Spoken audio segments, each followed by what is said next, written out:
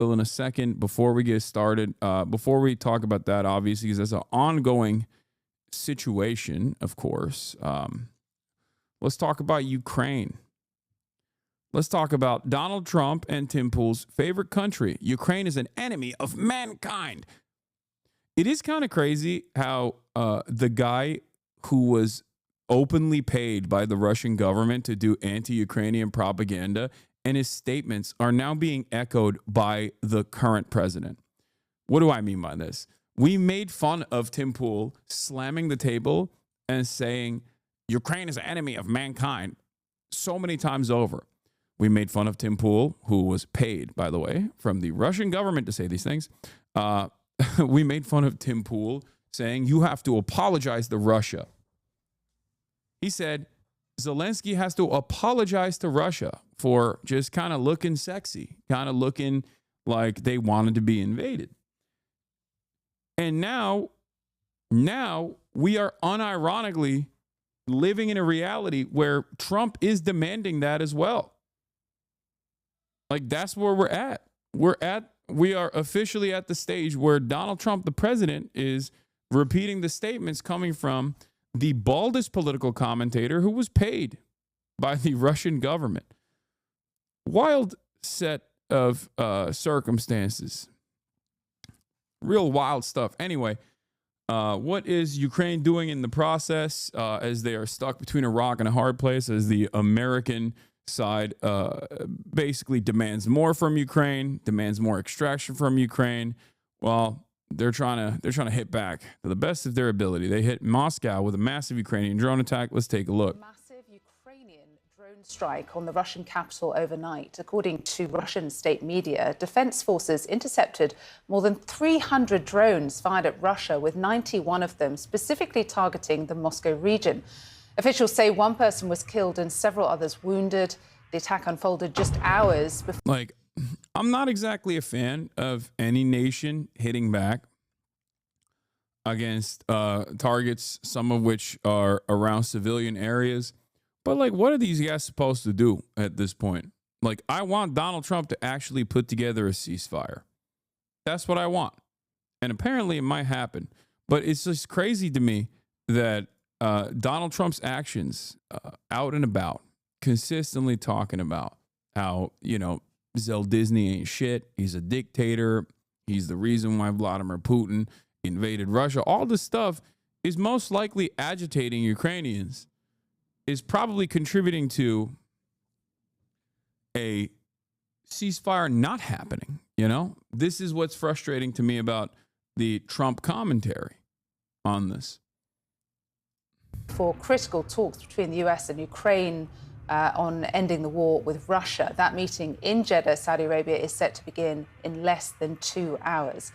And it comes less than 2 weeks after the last US-Ukraine meeting at the White House ended quite badly. This time, Volodymyr Zelensky is not expected to take part in the actual talks with the US, but the Ukrainian president is in Saudi Arabia meeting with the Crown Prince.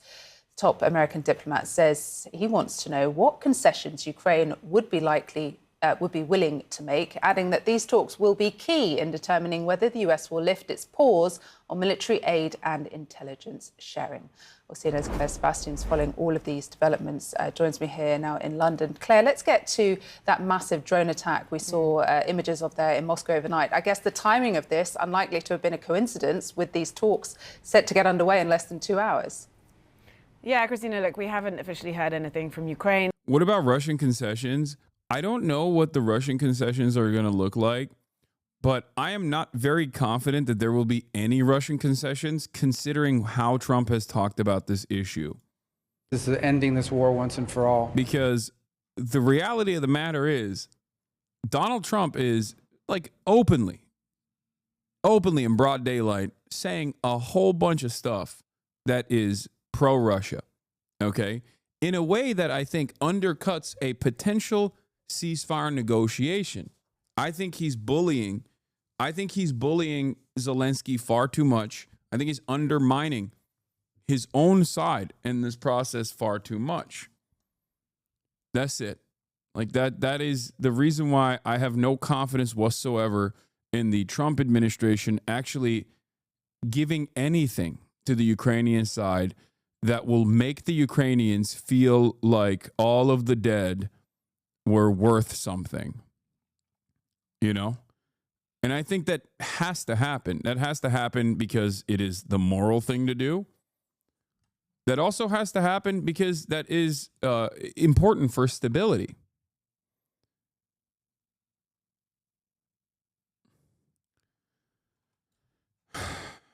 And yet, do I have any confidence that Donald Trump will do anything like that? Absolutely not. I don't.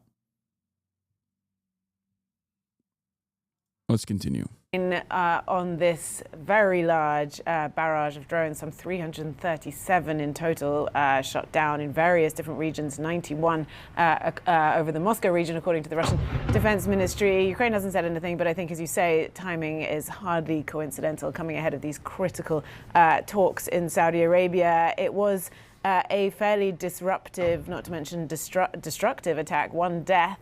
It's pretty rare to see deaths from Ukrainian drone attacks as far away from the Ukrainian border as this. I think there's only ever been one other in Moscow, and that was last September. So definitely noteworthy disruption as well, with airport closures and delays to flights there. And I think this is potentially, from Ukraine, a way of sending a message. Their long-range drone program is something that has been homegrown, that has proven extremely effective in this war in terms of hitting Russian military sites, energy infrastructure, and of course, on several occasions, the capital itself, again, far beyond.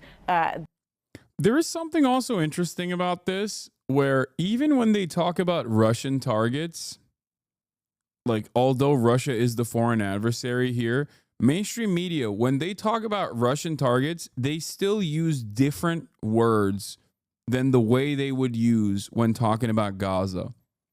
I do think that that is like underlying white supremacy for sure. Because like Russians are the bad guys, right? They present the Russians as the bad guys. They present the Russians as like asking for it, deserving of retaliation. And to a certain degree, I understand why like Ukraine would do everything in its power to try to make this invasion costly. In the exact same ways that I understand why the Palestinian population that has been held captive for 75 years, 76 years of occupation will try to make that occupation costly. What's interesting, however, is that even when the Ukrainian retaliation is being talked about, and they talk about like Russian casualties in the process, they still recognize the humanity of Russians in a way where you rarely ever hear that recognition when it's Israel blowing up entire blocks of their captive civilian population in Gaza. Just something that I've noticed. Like, we don't extend grace to we don't extend the same grace to victims of our foreign adversaries as we do to Ukraine. We do not extend that to people in Gaza, but we don't even extend the level of grace that we offer to our foreign adversaries who are experiencing retaliatory attacks in comparison to the civilian population of Gaza. It is wild to see.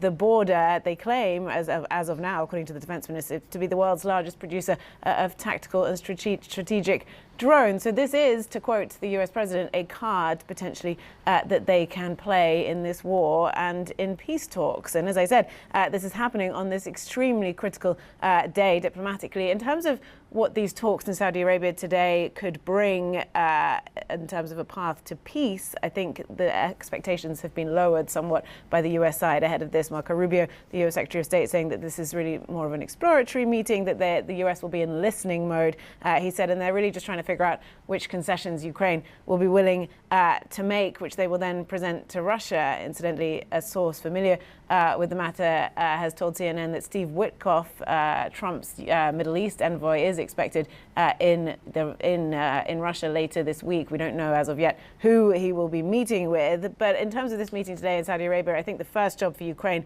is to repair the damage from that Oval Office meeting less than 2 weeks ago. Marco Rubio saying that potentially there could be a deliverable there when it comes to unpausing US aid. He said the meeting will be key, and if they come out and, quote, feel good about that, then potentially decisions would be made on that front. So it's a little nebulous what Ukraine is supposed to do, but I think the suggestion there is that they will have to continue. Why is Saudi Arabia the mediator here? because they're an oil giant. I mean, there's a couple different reasons. Because they are the main beneficiary party of OPEC Plus, which Russia is also a part of. So they have some level of influence over Russia because of the financial ties that they have. They also are looking to be in the good graces of the Western world. They actively do this with the sports washing that we've talked about. But beyond sports washing, I think that they want to become a more important player in the region, like a geopolitical player. And Trump will gladly give that to them. Trump is a massive fan, of course. As you guys know, he's a massive fan of Saudi Arabia. He loves the money that they have. So I think those are some of the reasons as to why Saudi Arabia is at the table. I mean, obviously, they will never come close to my GOAT Erdogan, right? Erdogan is the table. He's at the table. He is the table. Make no mistake. Saudi Arabia is just trying to be like Qatar.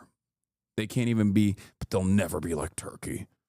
Continue with the sort of charm offensive as they try to repair that relationship and restore U.S. aid. Breaking this morning, Russia accuses Ukraine of launching a massive drone attack on Moscow. Explosions seen rocking the city overnight.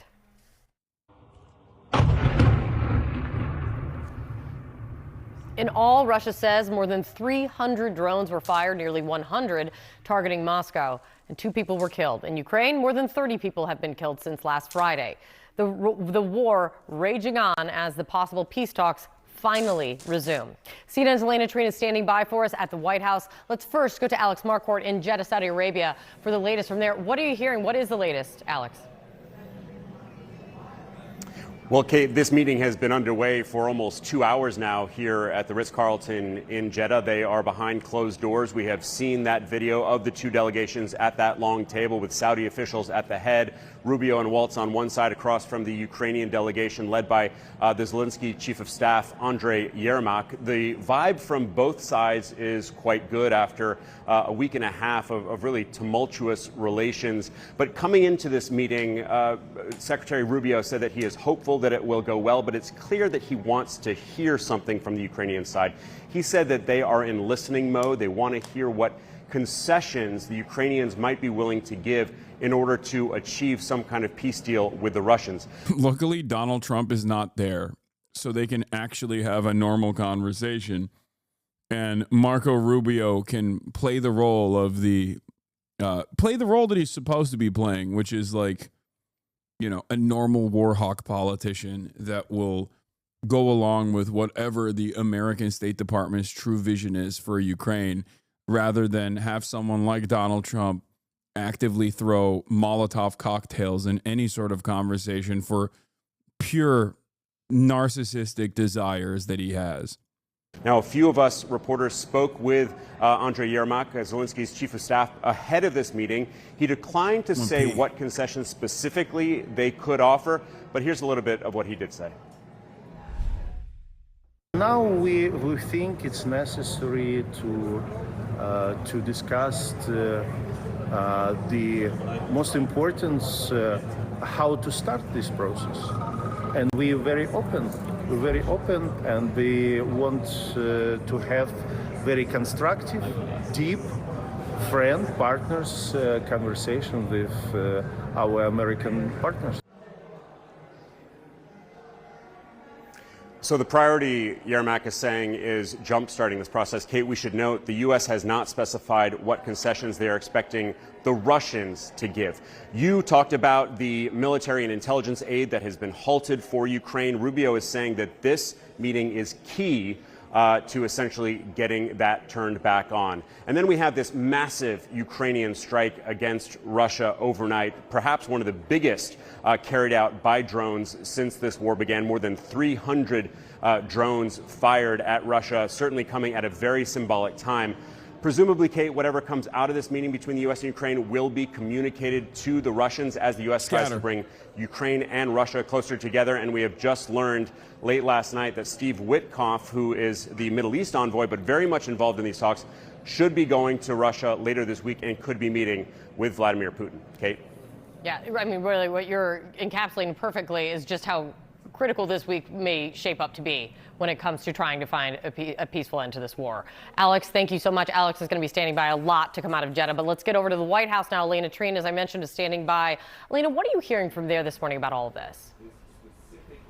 Well, look, Kate, I think this meeting today is as much about trying to get the relations between the United States and Ukraine back on track after that, acrimonious Oval Office meeting about a week and a half ago now, as it is about trying to find really an off-ramp to this war and beginning in earnest the peace talks with Ukraine and Russia to find an end to this. But look, when I talk to White House officials, Trump administration officials, repeatedly what comes up in my conversations is they want specifics from the Ukrainians and Zelensky about what they are willing, as Alex laid out, to concede on. And that's really going to be, I think, a crucial part of this meeting today. When I spoke with one White House official, they told me that they're looking for Ukraine to commit to what they characterized as, quote, concrete deliverables for this peace process. And I've also spoke about this directly with National Security Advisor Michael Waltz. He's repeatedly said he needs to see some real specific action, specific things laid out by the Ukrainians for them to feel comfortable moving forward. Now, one thing just to keep in mind as well is just how fragile the relationship between President Donald Trump and Zelensky, the Ukrainian president, is at this moment. Yes, we know that the president and many White House officials felt they were happy with that letter that Zelensky sent the president last week, where he kind of laid out all of the things that they were looking for following that disastrous Oval Office meeting. But the president is still very wary of Zelensky. Just this weekend, he argued again that he believes Zelensky is not grateful for aid to the United States. So all of that kind of playing out in the background of this meeting. But again, I think so much of this is really trying to get them back on track of the relations as much as it is really trying to move forward with peace talks. Kate? Absolutely, Elena. Thank you so much. Just as the war rages on, thank you very much. Elena Treen is going to watch this closely from the White House for us. The insistence on the U.S. requesting concrete concessions is so sus, especially considering how the U.S. is posturing against Ukraine. I mean, I think that the demands being made from the Ukrainian side for concrete concessions is understandable. That happens for both sides. The fact that it's publicly being made and never actually being never actually presented as like concessions from the Russian side, that part is worrisome. I think that in and of itself shows where their actual goals are, like what their actual goals are. And their goals seemingly is to just get Ukraine to say, shut the fuck up, eat it. You're going to get nothing. You're going to get nothing out of this. Ukraine's presidential office. But then again, I don't know, because what the Trump administration says and what the Trump administration does are two entirely different things. And it's fairly frequently. Like they will say, we're going to do tariffs. Then they'll say, we're not going to do tariffs. They'll say, we're going to do mass layoffs. And they will be like, oopsie, we're not doing mass layoffs. You know what I mean? So even with Ukraine, while Donald Trump has actively positioned himself as like a guy who is definitely on Vladimir Putin's side on this process, on this bargain, there are obviously going to be contradictory statements that he makes, because that's what he does. That's just how Trump is. But there's also the conflicting interests from the State Department, the conflicting interests from capital owners that have to be factored into this equation. Having said that, the reason why I can't tell you honestly where this is going to go is because, like I said with Vladimir Putin, Trump is an actor that is sometimes very unpredictable. He's just unpredictable. He just says shit and then does the opposite. You know what I mean? I'm an NMP LOL viewer. Fuck Hassan. I'm leaving. Wait, what? What did I? What? Why?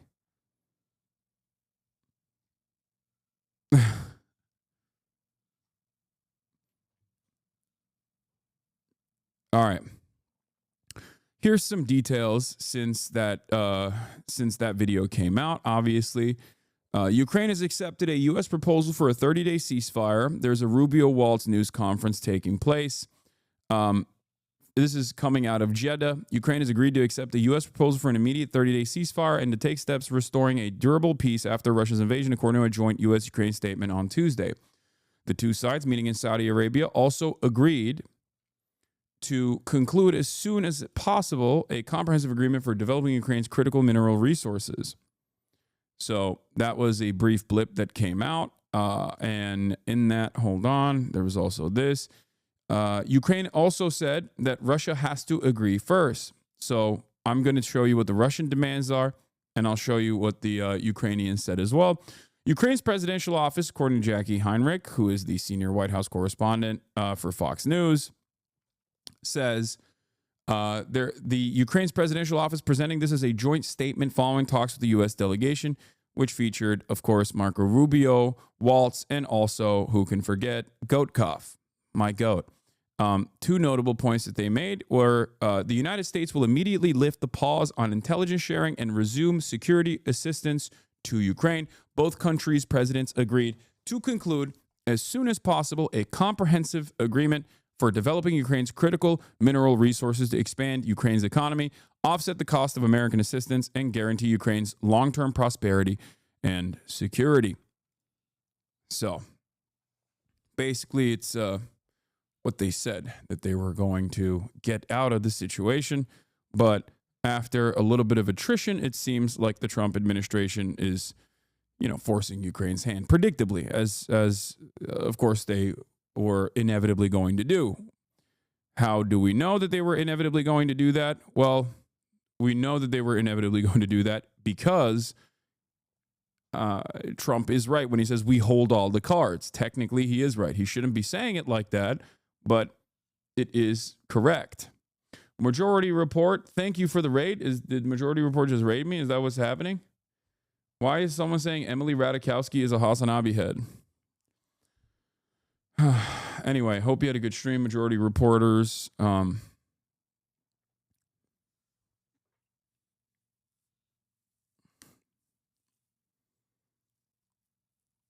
was talking to Uncle Sam earlier about his debate. Anyway, the Ukrainian delegation reiterated the Ukrainian people's strong gratitude to President Trump and the U.S. Congress and the people of the United States for making possible meaningful progress towards peace. Ukraine expressed readiness to accept the U.S. proposal to enact an immediate interim 30-day ceasefire, which can be extended by mutual agreement of the parties and which is subject to acceptance and concurrent implementation by the Russian Federation. The United States will communicate to Russia, and Russian reciprocity is the key to achieving peace. Let's take a look at the conversation that took place now, and then I'll give you Russian demands as well. Today, we made an offer that the Ukrainians have accepted, which is to enter into a ceasefire and into immediate negotiations to end this conflict in a way that's enduring and sustainable and accounts for their interests, their security, their ability to prosper as a nation. I want to personally we both want to thank the Kingdom of Saudi Arabia, His Majesty, for hosting us, for making this possible. They've been instrumental in this process, and we're very grateful to them for hosting us here today. And hopefully we'll take this offer now to the Russians. And we hope that they'll say yes, to peace. The ball is now in their court. And but again, the president's objective here is, number one, above everything else, he wants the war to end. And I think today Ukraine has taken a concrete step in that regard. We hope the Russians will reciprocate. Well, just to add to the Secretary's comments, the Ukrainian delegation today made something very clear, that they share President Trump's vision for peace. They share his determination to end the fighting, to end the killing, to end the tragic kind of meat grinder of people and national treasure that's happening on the front in Shonda Black, thank you for the raid. Hope you had a good stream. In Let's Ukraine. Go. Number one. Number two, they made concrete steps and concrete proposals, not only accepting our proposal for a full... This messaging is so much different than Trump and Vance. It's a bit jarring. It's not. The reason why, I get why you are confused, because Donald Trump is like so insane in comparison to these guys. But what these guys say is more important. That's why when Marco Rubio came out on Caitlin Collins in the immediate aftermath of the Ukrainian talks collapsing after Donald Trump and J.D. Vance did the pettiest thing possible, I told you over and over again, what matters is what Marco Rubio says. Not because he has a lot of power or a lot of influence in the room. I think Donald Trump still has all this influence, but Marco Rubio will defend Donald Trump's posturing. He will change his messaging to defend Donald Trump's posturing. But at the end of the day, the reasonable heads will dictate the foreign policy. And if you recall, when we watched Marco Rubio talk about the Ukrainian negotiations, where it's at, where it's going to possibly go, I remember telling you, it's most likely still going to stay the course. And it's obvious that it is staying the course in terms of establishing a mineral deal and and doing the bidding of the State Department, whatever they have made, whatever assessments they have made, rather than just enforcing petty grievances upon our proxy in this process. Ceasefire, which you can see the details of which are in our joint statement that we released together.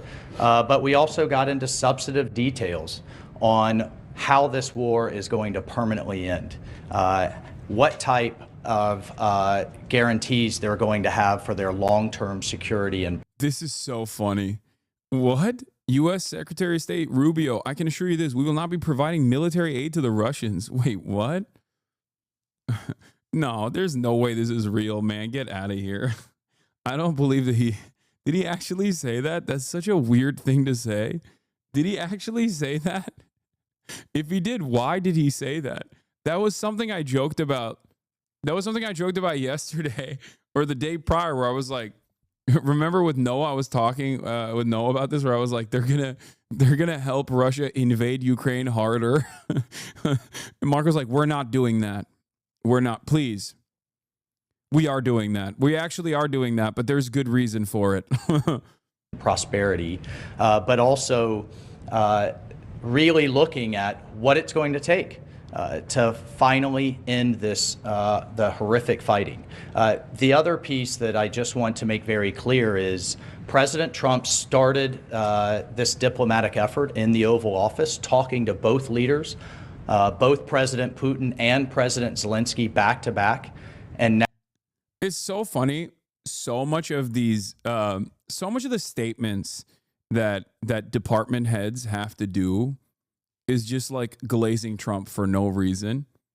They just have to do it. Like this could be a 30-second statement, but the only reason why it's 11 minutes long is because for 10 minutes and 30 seconds they have to talk about how great Donald Trump is for yelling at Zelensky and how wonderful it's been, how wonderful it's been that that the Trump administration has been actively undermining our proxies in this conversation, the wronged party that was invaded by the foreign adversary. That's just there's like 20% meat, the rest of it is all bone. Okay. Now that shuttle diplomacy continues. We have a named delegation in terms of next steps from the Russian side. We have a named delegation. Donald Trump is like, we need to do a mineral deal immediately so we can start putting tariffs on Ukraine. I love tariffs. Tariffs are my favorite. There's nothing I like more than tariffs. Tariffs to Ukraine. In terms of next steps from the Ukrainian side. I will talk. Donald Trump wants to ease sanctions on Russia so they can tariff Russia. To my Russian counterpart in the coming days. Secretary Rubio will be with G7 foreign ministers in the next couple of days. We have the NATO Secretary General in the White House on Thursday, and we'll take the process forward from there. So. As a result of that, and I think as a result of this positive step forward, the president has decided to lift the pause on aid. and on our security assistance to Ukraine going forward. And that's effective immediately. All right, your colleagues have chosen 3 questioners. Let's start with Alex Marquardt of CNN. Thank you. Several questions on the ceasefire. We understood that coming into this was a Ukrainian proposal for a partial ceasefire. How did this become an American proposal for an immediate 30-day ceasefire? And to be clear, you're talking about a complete ceasefire across the front line, not just the aerial and maritime ceasefire that the Ukrainians proposed. And then finally, how do you expect to take this to the Russians? Is it Mr. Witkoff, who we understand is heading to Moscow later this week? Will he deliver that to Putin? Will it be President Trump to President Putin? Will it be you and your counterparts? How will that actually happen and when? Well, on the first point, your question is yes. That's the offer. The offer is to stop the shooting. The goal here is the only way out to end this war is to negotiate out of it. There's no military solution to this war. The solution to this war and the way to end it and to achieve the president's objective of peace is to negotiate. But before you can negotiate, you have to stop shooting at each other. And that's what the president has wanted to see, and that's the commitment we got today from the Ukrainian side, their willingness to do that. Obviously, now that'll be delivered to the Russians. It'll be delivered to them directly through multiple channels, meaning not only... Now he's quoting you, Rubio's a Hasanabi head? Yeah. Marco Rubio is a famous Hasanabi head. And also a Russian op, just like me. Well, they obviously see it. It'll be communicated to them through our diplomatic channels, through conversations and other methods, but they'll obviously be well aware. And our hope is that the Russians will say yes, that they will also agree. So the shooting will stop, the killing will stop, the dying will stop, and the talks can begin about how to end this war permanently in a way that's acceptable and enduring for both sides. Look, there's been all kinds of discussions in terms of different types of ceasefires. You know, there was the deal in terms of grain moving years ago. There's been discussion of halting aerial attacks on each other's infrastructure.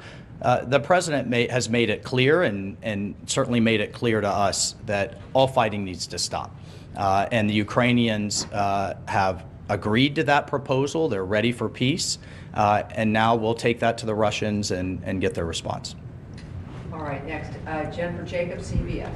Great. Hi. Are you expecting any goodwill gestures from Russia? Do you have a deadline in mind for when you're hoping for them to reciprocate on that? Those 2 things. Well, we're going to take the offer to them. What if Russians say no? They already have. But that's a spoiler. I'm slowly but surely going through the story, even though in real time there's updates coming in. No spoilers, okay? We'll get to that in a second. We're going to tell them this is what's on the table. Ukraine is ready to stop shooting and start talking. And now it'll be up to them to say yes or no. I hope they're going to say yes. And if they do, then I think we made great progress. If they say no, then we'll unfortunately know what the impediment is to peace here.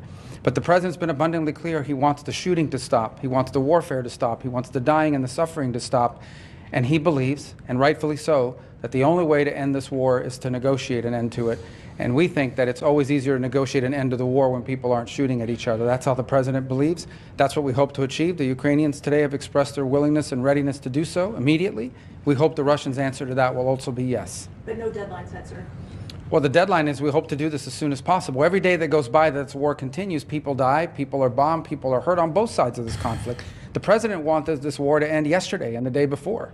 The president's been clear he wants peace. And so we wanted to see it as soon as possible. So our hope is that the Russians will answer yes as quickly as possible so we can get to the second phase of this, which is real negotiations, not never-ending dialogue, talk forever, but real negotiations to end this conflict in a way that's acceptable to both sides, sustainable, and that ensures the stability and security of Ukraine for the long term. The goodwill gesture, is there anything like the return of the stolen children or anything that you're expecting in return? Look, we've discussed a number of things, prisoner exchanges, folks that were detained and what have you, but the fighting has to stop. I mean, that's what we agreed today. And just think about it.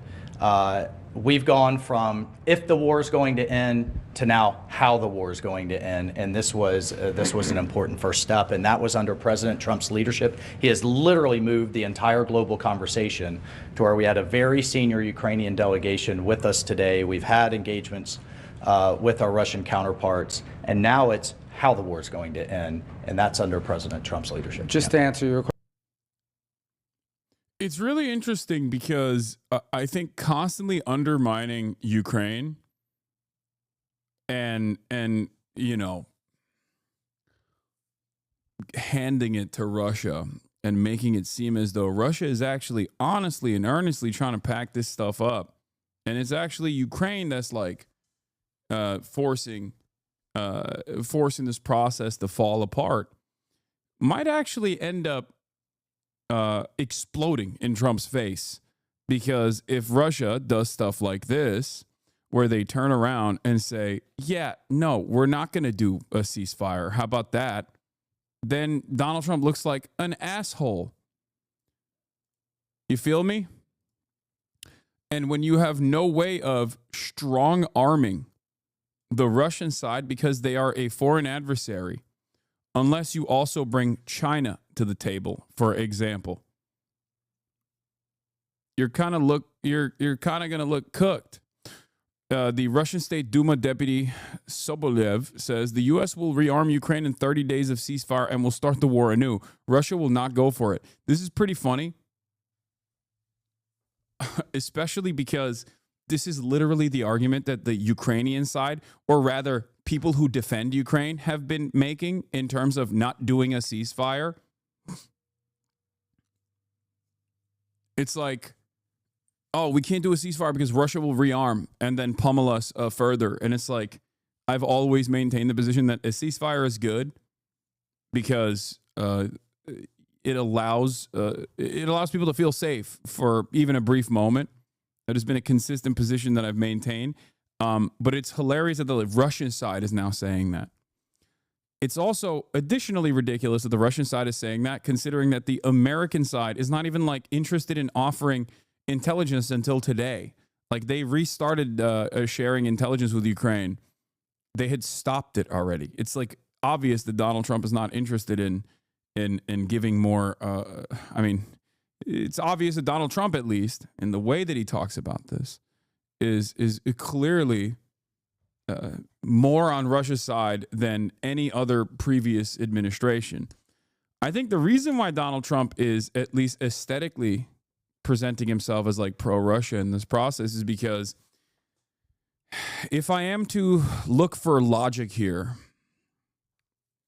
and it's very difficult to find a logical through line in the way that Donald Trump behaves because he is a madman, I would say that he recognizes that the battle lines do not favor Ukraine.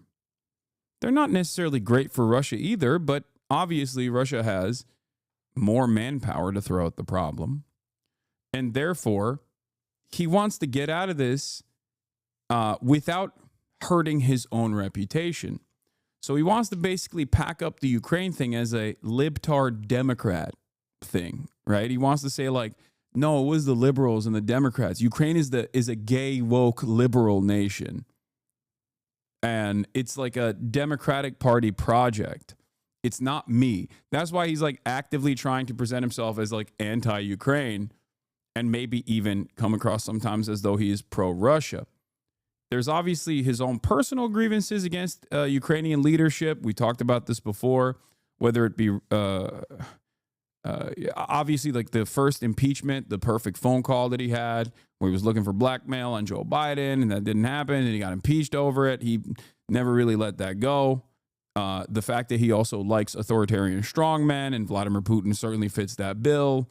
These are all additional reasons as to why he is more sympathetic, seemingly, to the Russian side. Having said that, I think ultimately he recognizes that the exit from Ukraine is always going to be bad. It's going to make America look bad because no matter what, any concession to your foreign adversary against your proxy is going to make you look weak. And Donald Trump does not want to look weak, so he's trying to pass the blame off to the liberal administration, making it seem as though he's like, I don't care about this Ukraine stuff. It's not me. I don't care about this. I've never been pro-Ukraine. I'm pro-Putin, actually. It's just those liberals that were pro-Ukraine, and they fucked it up. And that's why there's a loss that the American side incurred here. And I think that's what's going on. That's what I think that's the closest I can arrive at like some logical reason for why Donald Trump comes across as so Putin without broaching Krasnov KGB agent conspiracy theories. Caitlin Collins reports President Trump makes his first comments on the 30-day ceasefire that Ukraine has just agreed to following his talks in Saudi Arabia. He says, hopefully President Putin will agree to that. Also, and we can get this show on the road, Trump says, I think ceasefire is very important.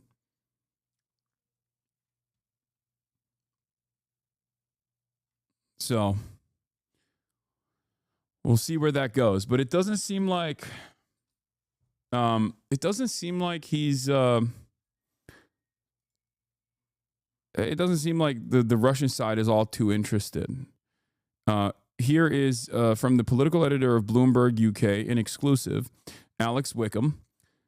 He says, Vladimir Putin has made deliberately maximalist demands ahead of negotiations to end the war in Ukraine, which he knows are likely to be unacceptable to Kyiv and Europe, Western security officials told Bloomberg. There is no indication Putin is willing to compromise on any of his goals, and he is ready to continue fighting the war if he does not get what he wants, the people said. The assessments about Putin's intent cast doubt on whether he is serious about negotiating a realistic, lasting peace settlement with Ukraine. The compliance, they complicate Trump's efforts to secure a deal and clash with the president's belief that Putin wants peace. Putin has said Ukraine must formally commit to neutrality, abandon any ambition to join NATO, demilitarize and recognize Russian claims to annex territory. Lavrov has ruled out European peacekeepers. There is no sign those maximalist demands have changed. It raises the prospect that Trump would have to agree to all of Putin's terms if he wants a deal or walk away. Both would risk rupturing relations between the U.S. and Europe and seeing Ukraine fight on without U.S. support. Does it have to be a conspiracy theory that Trump is a Russian agent to assume that it's all about the dollars and he sees more potential for his personal interests aligning with Russia and Putin? Trump, Moscow, hotel and businesses? No, this goes beyond that. The president, the head of the state, especially when it comes to dealing with foreign adversaries. Like in Saudi Arabia, yes. But in Russia, no. A head of a state is still going to have to factor in the material interests of the military-industrial complex and things of that nature. They can't just I think they'll get snipped up real quick if they were to step out of line far too much. Question one more time. The goal here is peace. That's the president's goal. The best goodwill gesture the Russians can provide is to say yes to the offer that the Ukrainians have made. This is what's really interesting about this is that because of Trump's aggressive posturing against Ukraine, seemingly on the side of Russia, all the way up until this very moment, they've set themselves up for failure in a spectacular way. If Russia turns around and says, yeah, no, then Trump is going to look like he undermined Ukraine for no reason, and he got cooked by Vladimir Putin. I don't know why he felt as though Putin would be committed to a full-blown ceasefire. I mean, there are some reasons as to why Putin would want to do a ceasefire. Those reasons, of course, are that he also doesn't want to maintain, permanent military conquest, and he is having his troops die. Things of that nature obviously play a role in your decision making. But it is interesting to see Donald Trump go out the bat this hard. To basically attack Ukraine and leave himself this vulnerable. We'll see. Stop the shooting, to stop the fighting, and get to the table. If they do that, that's the best goodwill sign we could see. Obviously, as part of that negotiation, as we're talking about how to end this conflict, there will be a lot of issues to unravel. Among them, not the least of which is the humanitarian concerns, the children, the prisoners of war, all the things that sadly come with these conflicts. But the number one goodwill gesture we could see from the Russians is to see the Ukrainian offer and reciprocate it with a yes. And next, for Reuters, Daphne Saladakis. Thank you so much. Could you clarify what security assistance will be resumed? Does this include the PDAs? And why wasn't the minerals deal signed today? What are the outstanding issues there? And if I may, is the relationship with Ukrainian President Zelensky back on track? Do you back him? Well, let me answer the second or the third. You had two, and then I'll let the security advisor talk about the defense and security assistance.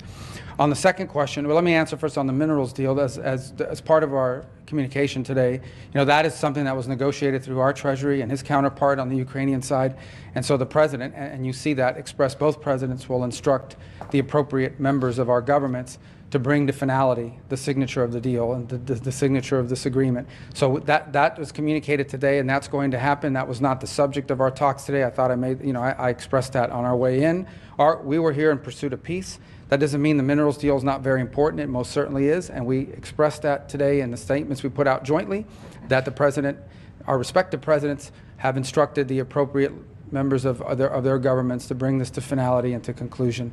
The second part of your question was? Does the security assistance include... No, there was one after that. And the Zelensky relationship There we go. back on track? Yeah. What's back on track here, hopefully, is peace. That's what matters the most. I know everyone's looking for who likes... This is serious stuff, okay? This is not Mean Girls. This is not some episode of some television show. I mean, that's kind of funny. You're Trump's State Department lead, You're Trump's Secretary of State. Is like pretty funny. He literally said this makes good television after nuking the mineral deal that he bullied Zelensky into signing this like ceremonious deal. And then he just like cast it aside specifically because he wanted to make good television. He said it himself, and you've been actively defending that this whole time. Is crazy. This is very serious. Today people will die in this war. They died yesterday, and sadly, unless there's a ceasefire tonight, they'll die tomorrow. The president wants that to stop. That's what he's interested in here. That's why we came here. That's why we're grateful for the Kingdom of Saudi Arabia hosting us here. And what we leave here with today is a commitment that the Ukrainians are ready to stop fighting. They're ready to stop the shooting. So that's such a good point. Being forced to give concessions to Russia, it makes him look less weak if he frames Putin as his friend in the fight. You know Trump so well, Lamau. I mean, I think it only works if Vladimir Putin is down to pack this up. Like, if he wants to undermine America, this is the perfect opportunity for him to do so by just refusing, by simply refusing to concede on demands that he's forcing America to take to Ukraine. He can just like... He will just sit back and watch Donald Trump sever relations that exist with European nations, and then also make him look like a fool. Weirdly enough, it makes it seem as though Vladimir Putin holds all the cards when it's supposed to be Donald Trump that holds all the cards. So that they can get to the table and bring about peace for their country and for the world on the security. Well, I mean, you're just taking your deck of cards and you're handing it off to Putin for no reason. I want a ceasefire. Like, there are a lot of things that get lost in the madness here that Marco Rubio has also presented, that even Donald Trump has mentioned as well. There's a brutal honesty to the way that the American government operates and the way that Donald Trump talks about certain issues. Now, we're not even focusing on those things because Donald Trump is still actively undermining his own ceasefire negotiation that he's supposed to be presenting in this situation. It's a ridiculous self-own for no reason. Echo enough. President Trump's president of peace. That's what he's demanding, and he's willing to take tough measures on it. From Hassan. I know. You should be getting your news from real American patriots that are apolitical, like Asmongold, or people who are active sex pests who have hired Prince Andrew's law firm to belittle his victims like Destiny.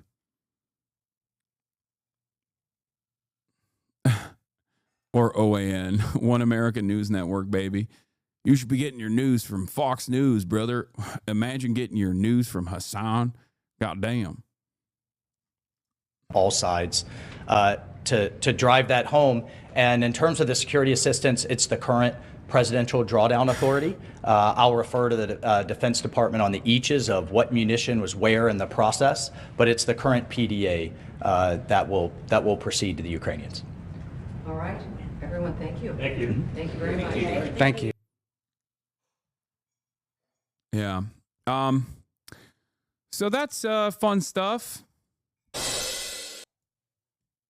That's fun stuff overall. Great stuff overall. On the Ukraine situation. Today, will you cover Duterte finally being